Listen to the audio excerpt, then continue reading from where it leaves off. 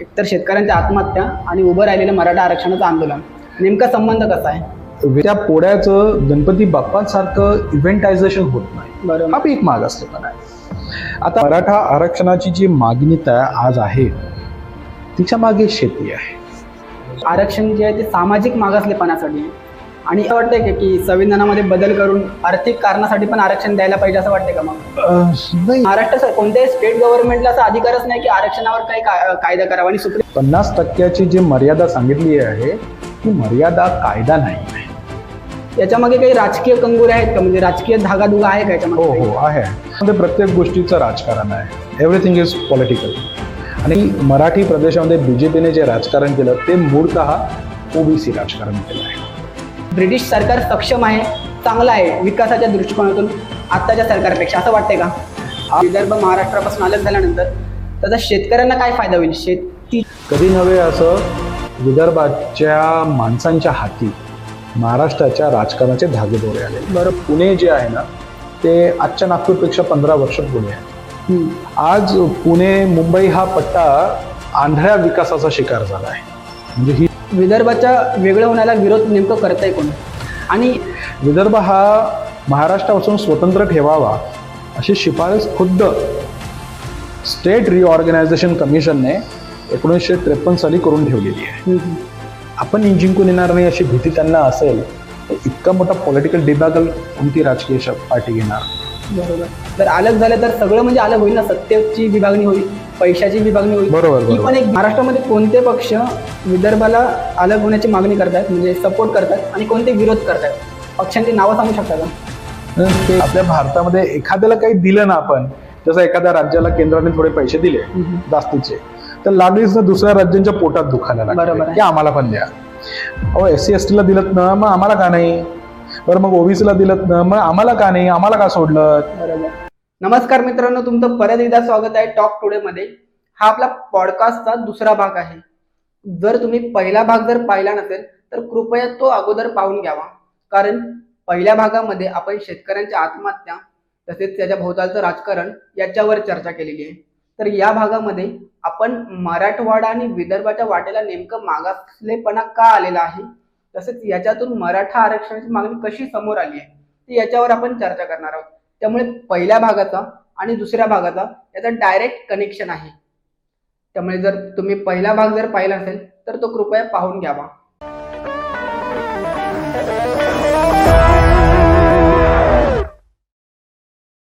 तर शेतकऱ्यांच्या वाढत्या आत्महत्यामुळे मराठवाडा आणि विदर्भाच्या वाटेला जे एकंदरीत मागासलेपणा आलेला आहे, तर आणि त्यातूनच जे बेरोजगारीचा पण त्यामध्ये प्रश्न आहे. बरोबर. आणि त्यातूनच मराठा आरक्षणाचा आंदोलन उभं राहिलेलं आहे.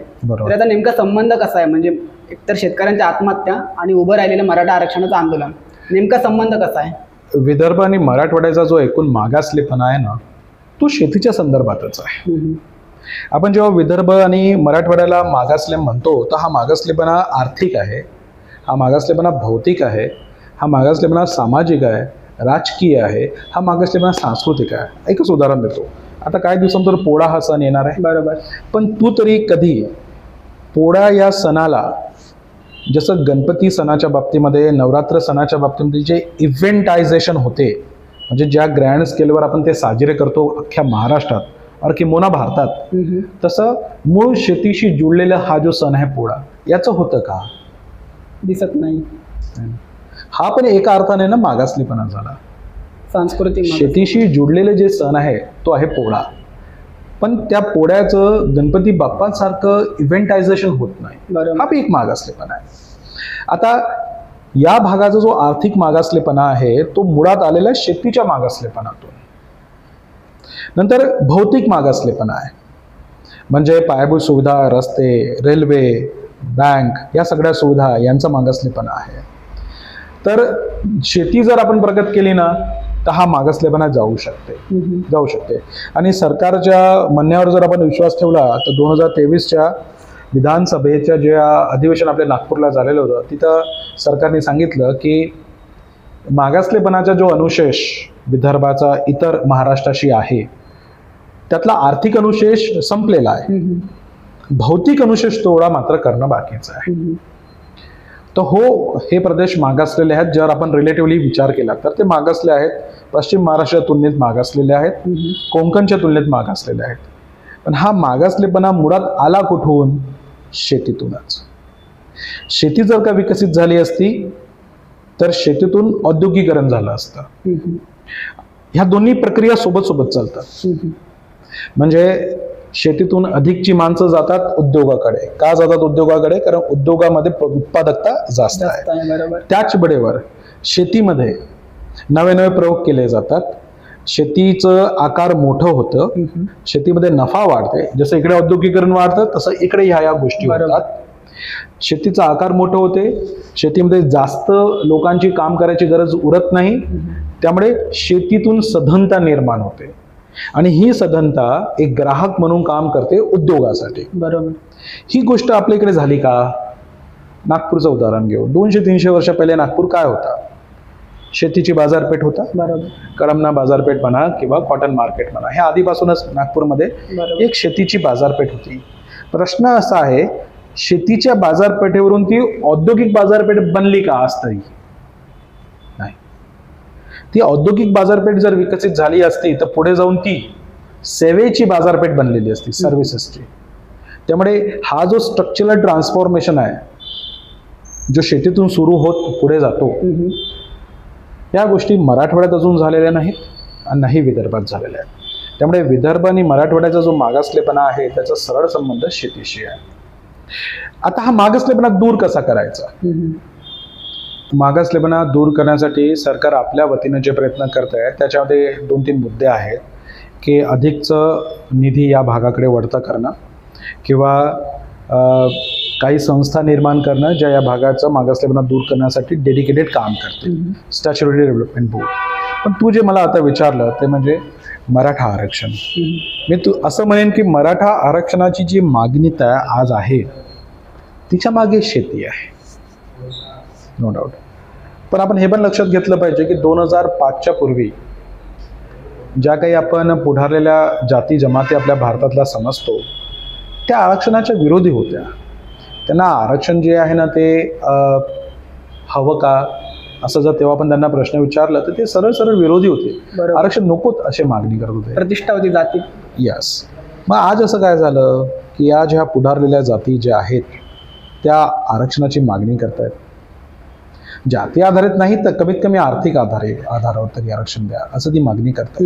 तर याच्या मागे 2 कारणात आपण सायमल्टेनियसली पाहिलं पाहिजे. आपल्या महाराष्ट्रापुरतं बोलायचं झालं तर मराठ्यांना आरक्षण मिळायला हवं का? तर हो, 100%. मी मान्य करतो की ते भेटलंच पाहिजे आणि गरजेचं आहे. कसं देणार हा मुख्य प्रश्न आहे. एकाकडे शेती आपली आर्थिकदृष्ट्या हळूहळू परवडण्यासारखी राहिलेली नाही. ठीक आहे, ती अल्पभूधारकांना परवडण्यासारखी तर नव्हतीच, पण आता त्याच्यावरचे जे टप्पे आहेत, त्याच्यावर जे येतात मध्यभूधारक, त्यांना देखील ती आताच परवडण्यासारखी राहिलेली नाही. त्यामुळे हळूहळू शेती छोटी छोटी होत चाललेली आहे. हा एक तर कारण आहे. आता शेतीतून बाहेर निघाल्यावर दुसरं काय करावं आहे का? काय अल्टरनेटिव्ह नाही ना. एकच काम करता येईल की शेतीचं नॉलेज असल्या कारणानं दुसऱ्याच्या शेतीमध्ये काम करणं किंवा शहरामध्ये येणं. काय दुसरं ऑल्टरनेटिव्ह तो आहे नाही. त्याच वेळेवर असंही दिसलं पुढारलेल्या समाजांना की जे आरक्षण SC ST आणि OBCंना मिळालेलं आहे त्या आरक्षणाचा त्यांना झालेला फायदा दिसून पडलेला. त्यामुळे एक प्रकारची सेन्स ऑफ इनसिक्युरिटी मनामध्ये जन्माला आली की असंच झालं, SC ST OBCंच्या आरक्षणामुळे जे प्रगती झाली आहे ते असंच चालत राहिलं पुढे आणि आपल्याला आरक्षणाचं कवच नाही भेटलं तर कदाचित आपण या रेसमध्ये किंवा या स्पर्धेमध्ये आपण मागे राहू. या भीतीपोटून या आरक्षणाची मागणी तयार झालेली आहे. पण सर तुम्ही म्हणलं आरक्षण द्यायला पाहिजे डेफिनेटली. हो, ऑफकोर्स. पण मुख्य समस्या ही आहे की आरक्षण जे आहे ते सामाजिक मागासलेपणासाठी आहे आणि आर्थिक मागासलेपणासाठी आरक्षण हा उपाय नाही आहे. आणि दुसरं गोष्ट म्हणजे आरक्षण या समस्येचं म्हणजे मूळ उपाय नाही आहे. ठीक आहे, या जी बेरोजगारी आहे, ठीक आहे, आर्थिक मागासलेपण आहे, यासाठी सरकारचे इतर धोरणं आहेत. आरक्षण याच्यावर प्रॉपर उपाय नाही ना. नाही आहे, पण सुरुवात होऊ शकते. तो उपाय नाही हे खरं आहे. मुख्य उपाय हे शेती आहे. शेती कशी किफायतशीर करता येईल हाच उपाय आहे. हा उपाय आहे. पण म्हणून आरक्षण देऊच नाही असं मी मताचं नाही आहे. मराठा समाजातला गरीब वर्ग फार मोठा आहे, त्यांच्याकडे शेती परवडण्यासारखी नाही आहे, राईट. कदाचित त्यांना असं वाटते की आरक्षणाच्या माध्यमातून त्यांच्या येणाऱ्या पिढ्यांना एक सुरक्षितता प्राप्त होईल, ते द्यायला काही हरकत नाही. मग तुम्हाला असं वाटतंय की संविधानामध्ये बदल करून आर्थिक कारणासाठी पण आरक्षण द्यायला पाहिजे असं वाटतंय का? मग नाही, तसं नाही. मग आर्थिक कारणासाठी आरक्षण द्यायला पाहिजे आपण याच्यावर बोलू शकत नाही, कारण की ऑलरेडी इकॉनॉमिकली विकर सेक्शनला आपल्या संविधानाच्या अंतर्गत आरक्षणाची तरतूद बरोबर आहे, ती पण आहे आरक्षणाची तरतूद त्यांना केली आहे. आता त्या जसं मी बोललो, द्यायला पाहिजे की नाही द्यायला पाहिजे हा मुद्दा नाही आहे.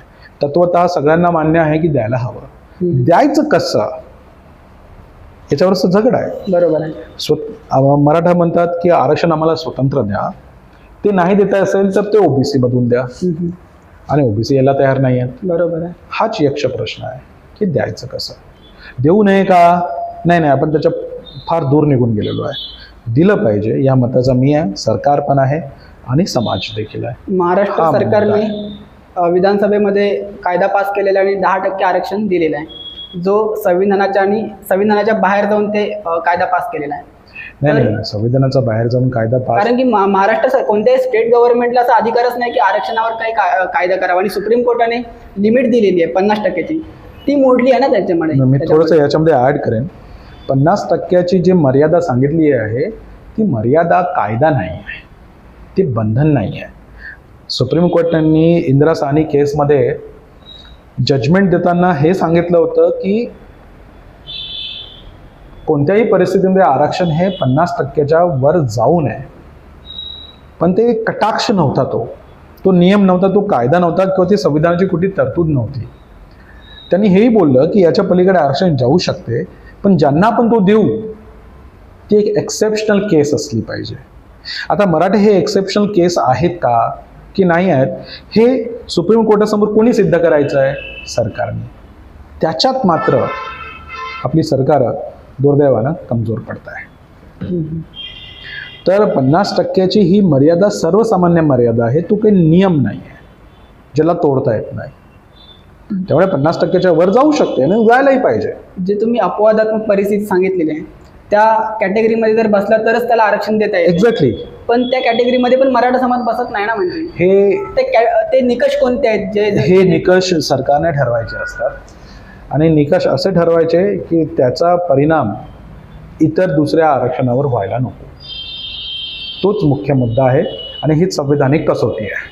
आपण मराठा आरक्षणाची जी मागणी सुरू आहे ती आर्थिक कारणावरून आहे, शेतीचे तुकडीकरण, बेरोजगारी, याच्यामागे काही राजकीय कंगोरे आहेत का? म्हणजे राजकीय धागाधुगा आहे का याच्यामध्ये? हो, आहे.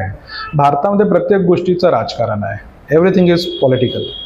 आणि कधी कधी मी म्हणेन की भारतामध्ये राजकारणाचा अतिरेक पण होते.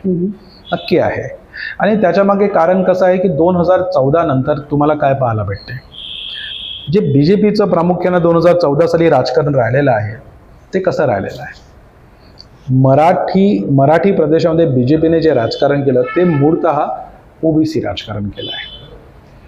म्हणजे ओबीसींना जवळ करणं, कारण ऑब्व्हियसली त्यांची संख्या सर्वात जास्त आहे आणि त्या राजकारणाचा त्यांना फायदा देखील झाला.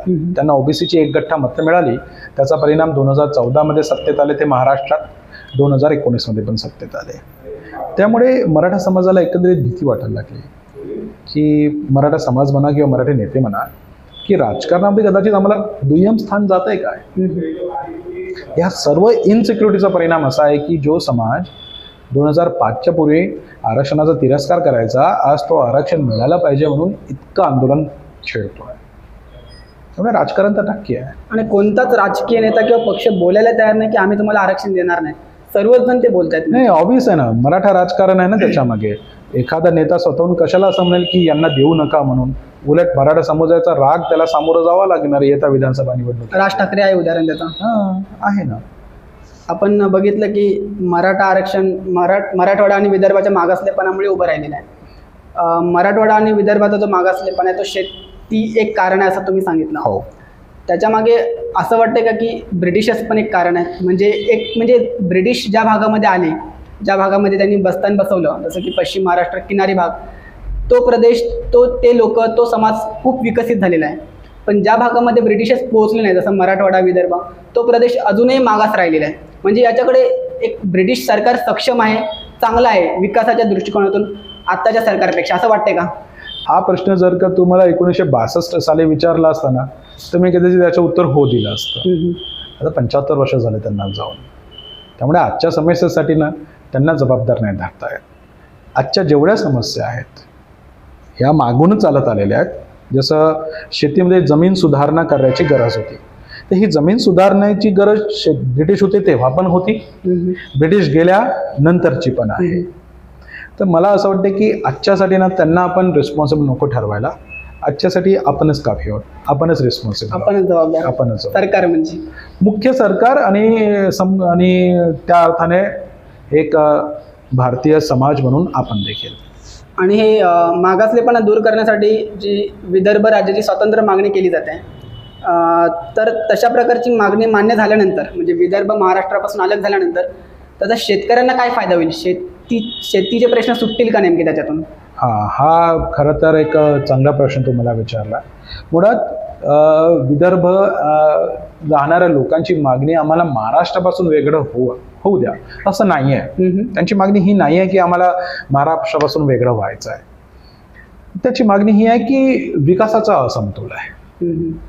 म्हणजे महाराष्ट्राच्या मागच्या 60 वर्षाचा इतिहासात आपण बघितलं तर कोणत्या पट्ट्याचा विकास झालेला आपल्याला पाहायला मिळते? पश्चिम महाराष्ट्र आणि कोकणाचा. बरोबर. आणि ही भीती विदर्भ मराठवाडा जेव्हा महाराष्ट्रात सामील होत होता तेव्हाच्या नेत्यांना पण होती की मुंबई ही राजधानी बनेल, आम्ही अंतरावर राहू, दूर अंतरावर राहू, आमच्याकडे दुर्लक्ष होऊ शकते.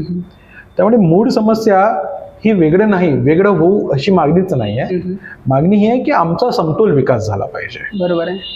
आणि मला तरी असं वाटतं की येत्या 10-15 वर्षामध्ये एक बदल महाराष्ट्राच्या राजकारणामध्ये जो झाला आहे तो म्हणजे कधी नव्हे असं विदर्भाच्या माणसांच्या हाती महाराष्ट्राच्या राजकारणाचे धागेदोरे आलेले. बरोबर आहे. 14 पासून आहे. हा, म्हणजे एक केंद्रीय मंत्री, वजनदार नेता, एक उपमुख्यमंत्री आणि मुख्यमंत्री आणि एका BJP सारख्या मोठ्या पक्षाचा प्रदेश अध्यक्ष, हे तिन्ही माणसं नागपूरमधून आहेत, विदर्भातले आहेत. तर आपण आशावादी राहूया की सिंचनाचा जो अनुशेष आहे तो हे नॉर्मल पातळीवर येणार.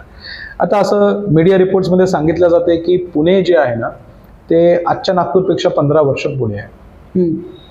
म्हणजे नागपूरला जर पुण्याच्या पातळीवर घेऊन जायचं असेल ना तर 15 वर्षे पुण्याला थांबून ठेवावं लागेल. शक्य आहे का? नाही शक्य. आणि आज पुणे मुंबई हा पट्टा आंधळ्या विकासाचा शिकार झाला आहे. म्हणजे ही शहरं ना आज असे बकाल शहरं झालेली आहेत. त्यामुळे उद्या जर विकासासाठी कुठे पाहायचं म्हटलं तर तो सह्याद्रीच्या कड्यावरून खाली इकडे पठारी भागातच पाहावं लागेल, या भागात पाहावं लागेल. आता एवढं करून देखील जर मराठवाडा आणि विदर्भाचा विकास होत नसेल तर मी म्हणेन की मग वेगळं झालेलं बरं. आणि तसंही एक मराठी भाषेचे 2 राज्य बनले ना तर मराठी अस्मिता धोक्यात नाही येईल, उलट वाढेल. तेलुगू भाषिक प्रदेशांचा विचार करा, आंध्र आणि तेलंगणा, त्यांची पण मागणी तीच होती ना. ते काय एकमेकाचे दुश्मन नव्हते ना, मागणी तीच होती की आमचा पण विकास व्हायला हवा. असा आहे. तर समजा नाही झाला, एकत्र राहून विकास नाही झाला तर मी म्हणेन की छोटी राज्य बनलेली फायद्याची राहतील. आणि विदर्भामध्ये शेतीच्या विकासाला जास्त अनुकूलता आहे, जास्त अनुकूलता आहे. कारण जमीन, पावसाचं पाणी, वनसंपत्ती ह्या ज्या शेतीला अनुकूल असलेल्या गोष्टी आहेत ना त्या इथे आहेत. पण त्याच्या जोडीला शेतीला प्रतिकूल असलेल्या काही गोष्टी सुद्धा आपल्याकडे सापडतात. म्हणजे शेतमालावर आधारित बाजार व्यवस्था ही पाहिजे, बँकांचं जाळं ते पाहिजे, रिसर्च आणि डेव्हलपमेंट करणाऱ्या लॅबॉरेटरीज ते हवे, शिक्षण देणाऱ्या चांगल्या संस्था त्या हव्यात. जोपर्यंत ह्या जमेच्या गोष्टी आपल्याकडे बनतील नाही तोपर्यंत वेगळा विदर्भ झाला तर शेतीला त्याचा फायदा मिळेल का असं सरळ सरळ स्पष्ट करून सांगता येत नाही. जर समजा म्हणजे विदर्भाची मागणी होत आहे आणि BJPचा सपोर्ट पण आहे छोट्या छोट्या राज्यांना, त्याचं धोरणच राहिलेलं आहे, विदर्भाच्या वेगळं होण्याला विरोध नेमकं करत आहे कोण? आणि देवेंद्र फडणवीस जे मागील 14 पासून सत्तेमध्ये होते त्यांनी 16 मध्ये जनमत घेण्यात आलं वाटतंय, तेव्हा त्यांनी पण मतदान केलं की विदर्भ वेगळा व्हायला पाहिजे. तुम्ही जर थोडा इतिहास काढला, शोधला तर तुम्हाला असं सापडते की विदर्भ हा महाराष्ट्रापासून स्वतंत्र ठेवावा अशी शिफारस खुद्द स्टेट रिऑर्गनायझेशन कमिशनने 1953 साली करून ठेवलेली आहे. 55 त्यांच्या रेकमेंडेशन्स आहेत, त्याच्यात त्यांनी करून ठेवली आहे की विदर्भ हा वेगळा करावा. आता तो वेगळा करावा की करू नये, ठीक आहे, मला वाटते हा प्रश्न नाही आहे. मला वाटते या प्रश्नाचं उत्तर राजकीय जास्त आहे. समजा केंद्रामध्ये बीजेपीची सरकार असेल आणि त्यांनी विदर्भ वेगळा करायचा निर्णय घेतला, तर काय घटनेचा कलम 233चा ते वापर करतील, पण त्यानंतर पुढे नव्या निवडणुका घ्याव्या लागतील. त्या नव्या निवडणुकीत आपण जिंकून येऊ का? आपण जिंकून येणार नाही अशी भीती त्यांना असेल तर इतका मोठा पॉलिटिकल डिबॅकल कोणती राजकीय पार्टी घेणार? बरोबर, ही समस्या आहे. आणि म्हणजे महाराष्ट्राचं गव्हर्नमेंट म्हणजे बीजेपीकडे आहे सध्या तरी, आणि मागील 14 पासून देवेंद्र फडणवीस सत्तेमध्ये होते. जर अलग झालं तर सगळं म्हणजे अलग होईल ना, सत्तेची विभागणी होईल, पैशाची विभागणी होईल. बरोबर, ही पण एक भीतीमध्ये आहे. कर्जाची विभागणी होईल. जो सध्या महाराष्ट्र सरकारवर, महाराष्ट्र राज्यावर 2-2.25 लाख करोड रुपयाचा कर्ज आहे, त्याचा काहीतरी भाग महाराष्ट्रात विदर्भाला सुद्धा उचलावा लागेल. पण ह्या गोष्टी जमेच्या आहेत. म्हणजे आंध्र प्रदेश राज्यातून तेलंगणा वेगळा झाल्यावर राहून गेलेला जो आता सीमांध्र भाग आहे, तो स्वतः चालेल का? तो स्वतःच्या पायावर चालू शकतो का? त्याची इकॉनॉमिक वायबिलिटी आहे का की नाही आहे, या बाबतीत थोडंसं दुमत आहे. पण विदर्भाचं तसं नाही. एक स्वतंत्र राज्य म्हणून पुढे चालण्यासाठी काय काय लागतं, मग प्रशासकीय गोष्टी असतील, आर्थिक गोष्टी असतील, सामाजिक गोष्टी असतील, सांस्कृतिक असतील, ते ऑलरेडी विदर्भाजवळ आहे. म्हणूनच तर 55 साली स्टेट रिऑर्गनायझेशन कमिशनने आधी सांगून ठेवलेलं होतं की याला स्वतंत्र ठेवा, याला त्यावेळेसच्या तत्कालीन महाराष्ट्रात याचं समाविष्ट करू नका. त्यामुळे हा विदर्भ भार उचलून सुद्धा एक सक्सेसफुल राज्य होऊ शकतो, नो डाऊट अबाउट दॅट. महाराष्ट्रामध्ये कोणते पक्ष विदर्भाला अलग होण्याची मागणी करतात, म्हणजे सपोर्ट करतात, आणि कोणते विरोध करतात? पक्षांची नावं सांगू शकता का? ते पक्षांची विचारसरणी जर एक राहिली असती, स्थल आणि काळानुसार ते आता बदलत चाललेली आहे. त्यामुळे आज कदाचित जे विरोध करतायत ते उद्या होई म्हणू शकतात, आणि आज जे हो म्हणतायत ते उद्या नाही म्हणू शकतात. त्याच्यामुळे असं एका साच्यामध्ये बांधून ठेवणं आजच्या राजकीय पक्षांना आज शक्य नाही आहे. बरोबर, म्हणजे बीजेपी पण वरून सांगते की अलग व्हायला पाहिजे, पण प्रत्यक्षामध्ये आता त्यांच्या हातातच आहे ना सत्ता. हा बरोबर, आणि तरी पण करत नाही. त्याच्या मागे तोच कारण आहे की नव्या तयार झालेल्या विदर्भामध्ये जेव्हा निवडणुका होतील, त्या निवडणुकीत आपण जिंकून येऊ का याची गॅरंटी नसेल, याची काही शाश्वती नसेल, तर उगीच आयती खोलीत कोण देणार, असं आहे ते. म्हणून ते केल्या जात नाही. एक विदर्भाची एक मागणी होत आहे. जर समजा विदर्भाची मागणी मान्य झाली अलग होण्याची, विकासासाठी, समतोल विकासासाठी, तर मराठवाड्यामध्ये पण स्वातंत्र्य, मराठवाड्याची मागणी, त्याचाही परिणाम पडेल. एक हास्यास्पद गोष्ट म्हणजे कसं आहे माहिती आहे का, आपल्या भारतामध्ये एखाद्याला काही दिलं ना आपण, जसं एखाद्या राज्याला केंद्राने थोडे पैसे दिले जास्तीचे, तर लागलीच ना दुसऱ्या राज्यांच्या पोटात दुखायला लागले की आम्हाला पण द्या. मुळात आरक्षणाची मागण्या पण अशाच सुरू झाल्या. अहो, SC ST ला दिलत ना, मग आम्हाला का नाही? बरं, मग OBC ला दिलत ना, मग आम्हाला का नाही? आम्हाला का सोडलं? बरोबर, हे असं सुरू होते. म्हणजे हा जो हेवे दावा आहे ना, तो होणारच. 2 गोष्टी होऊ शकतात. एक म्हणजे मराठवाडा आम्ही पण स्वतंत्र होऊ, त्याच्या आंदोलन तिकडे जोर पकडेल.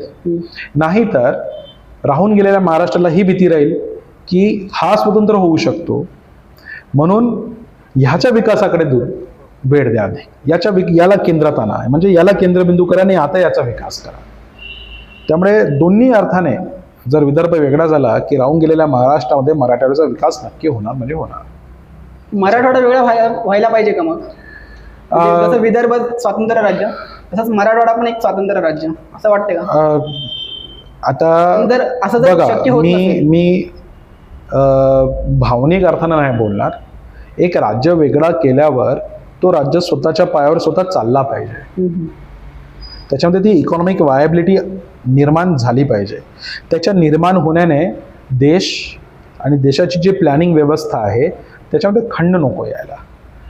तर जे इकॉनॉमिक पॅरामीटर्स ऑलरेडी स्टेट रिऑर्गनायझेशनवाल्यांनी सुचवून ठेवलेले आहेत, त्या इकॉनॉमिक पॅरामीटरमध्ये बसतंय आणि ते पॉलिटिकली कन्व्हिनियंट असेल तर झाला पाहिजे का, या प्रश्नाचं उत्तर असं होकारार्थी देता येईल. म्हणजे सक्षम असेल तर सक्षम असेल तर करायला काय हरकत नाही. पण समजा सध्या परिस्थिती पाहता हे सक्षम नाहीये. मी असं बोलू शकत नाही, कारण की त्या बाबतीमध्ये अजून काही तपासणी झालेली नाही. सध्या तरी मराठवाड्याकडे स्वतःचा आर्थिक स्रोत म्हणून काही नाही आहे. हा तेच ना, मग मराठवाड्याचा आर्थिक स्रोत एकच आहे, तो म्हणजे शेती, आणि त्या शेतीला सिंचनाने ग्रासलेला आहे. आता तुम्ही बोलले आर्थिक स्रोत नाही, म्हणजे बोलायला आपण बोलू शकतो की तो सक्षम नाहीये स्वतःचं राज्य चालवण्यासाठी. तर माझ्यावर समाधान काय असू शकते? सरकारने काय केलं पाहिजे मग आता? तर मग सरकारने मागासलेल्या राज्यांना केंद्रात आणलं पाहिजे, केंद्रात ठेवलं पाहिजे, केंद्रस्थानी केलं पाहिजे. आणि हे नागपूर हे म्हणजे पुणे किंवा मुंबईतल्या राजकारणी नेत्यांच्या इच्छेवर अवलंबून असणार नाही. म्हणजे केंद्रशासित प्रदेश बनवायला पाहिजे. नाही, मी ते नाही म्हणतोय. म्हणजे मुख्य धारेत आणलं पाहिजे, राईट. संभाजीनगर आणि आजूबाजूच्या पट्ट्याला मुख्य धारेमध्ये सरकारांनी आणलं पाहिजे. आणि त्याच्यासाठी तिकडच्याच लोकांचा दबाव हा जोपर्यंत मुंबईच्या सरकारवर पडणार नाही तोपर्यंत हे कठीण आहे. लोकमताचं रेटा फारच जरुरी असतं. पण ते कसं शक्य आहे? म्हणजे लोकांच्या डोळ्यावर पट्टी बांधलेली आहे म्हणजे हा, तर ते तोडावं लागेल, सोडावं लागेल. शिक्षणाने होईल, ते हळूवार होईल. ते असं आहे. लोकांना सांगावं लागेल की सांस्कृतिक मागासलेपणाचा एक शिक्का आपल्या डोळ्यावर मारला जात आहे. आपण या भागातून उचलून जेव्हा अधिकच्या शिक्षणासाठी किंवा कामधंद्यासाठी मुंबई पुण्यामध्ये जातो तर तू विदर्भाचा का म्हणून हिणवलं जाते. आणि ह्या प्रकार आहेत. हे लोक जोपर्यंत शिक्षित म्हणजे मागास आहेत ना, समाज जोपर्यंत मागास आहे ना, तोपर्यंत राजकारणी नेत्यांना किंमत राहते. लोक जर समजा विकास पावले, शिक्षित झाले, समाज विकास पावला, यांना कोण विचारणार आहे? या भीतीपोटी पण ते एकतर समाजाचा विकास करत नाहीये. नाही, आता कसं आहे माहिती आहे का, राजकारणी लोकांना राजकारण का करायचं आहे याचा मागचं काय उत्तर असेल तुझं? तू असं म्हणशील की सत्तेत राहण्यासाठी राजकारण करायचं आहे. पण राजकारण असावं कशासाठी? सामाजिक सत्तेत का राहावं? सामाजिक न्यायासाठी. सत्तेत राहावं चांगल्या शासनासाठी. म्हणजे पॉलिटिकल पॉवर हे चांगल्या शासनामुळे मिळावं. So staying in power should be the consequences of good governance. बरोबर आहे. असं न होता आपल्याकडे सत्तेत राहण्यासाठी राजकारण करावं हे राजकारण चालतं आहे. मग हे असं का होतं? म्हणजे भारतामध्ये कोणतं राजकारण टिकतं? जे पॉलिटिकली कन्व्हिनियंट आहे. का बरं असं होते? Politically convenient. जसं तू बोलला की जनता जेवढी जास्त गरीब राहील, बेरोजगार राहील, जनता जितकी जास्त वोटरवरून नागरिक न बनता वोटरवरून ती जेवढी जास्त बेनिफिशरी बनेल तेवढा फायदा आहे. बरोबर आहे. असं का? तर याच्या मागचं एकच कारण आहे की जनता शिक्षित जर झाली तर ती प्रश्न विचारायला लागेल, धोरणांवर प्रश्न करेल, आपला वाटा मागायला लागेल, आणि मग राजकारण पण तसं बदलेल. आणि ते कदाचित आताच्या सोयीचं राजकारण राहणार नाही. त्यामुळे आता जे राजकारणामध्ये नेपोटिझम आणि ह्या बाकीच्या गोष्टी चालतात तेव्हा त्याला जागा राहणार नाही. विकसित देशांचं राजकारण असंच चालतंय.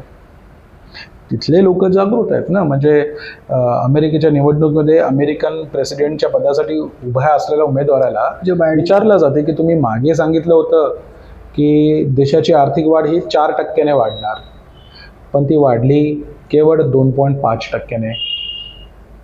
1.5% अंतर आला. हे कसं? ही साक्षरता आणि ही जाणीव जोपर्यंत शिक्षणातून येणार नाही ना तोपर्यंत लोकमताचा दबाव नाही पडणार राजकारणावर. बरोबर. तो आहे मुद्दा.